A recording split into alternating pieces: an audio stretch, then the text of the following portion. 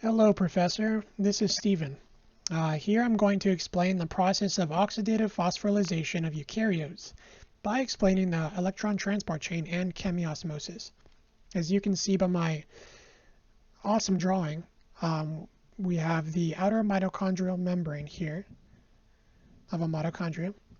We have the intermembrane space here, and we have the mitochondrial matrix here. So we have the two membranes here, and then the protein complexes I'll get into in a moment.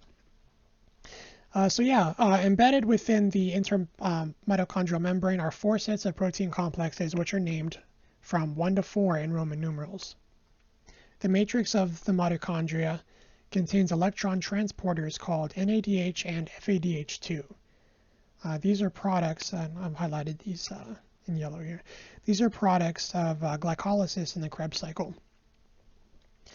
These electron transporters contain electrons which are donated to this set of enzyme complexes. The electrons taken from NADH and FADH2 travel from the first to the fourth protein complex, as you can see on my squiggly line here, going this way. The energy is used to pump hydrogen ions into the intermembrane space from the mitochondrial matrix. As you can see, a lower concentration of hydrogen ions here, represented by my H+, a larger here. Green arrow represents that pumping. One interesting thing worth mentioning is that oxygen is the final electron acceptor at protein complex 4. Without oxygen, the electron transport chain stops working. Complex 4 needs to donate its electrons to oxygen molecules, which then pick up protons and become water. This continuous pumping of hydrogen ions into the intermembrane space creates a higher concentration of hydrogen ions in the intermembrane space as compared to the matrix. This difference in concentration is what creates the proton motive force that powers ATP production within the matrix.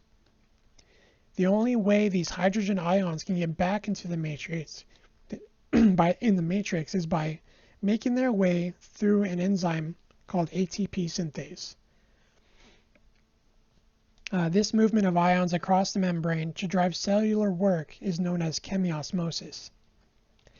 As hydrogen ions flow back into the matrix through ATP synthase, energy is generated to phosphorylate adenosine diphosphate into adenosine triphosphate.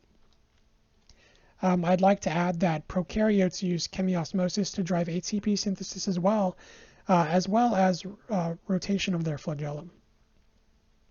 I think I covered everything for this assignment. Thank you for listening.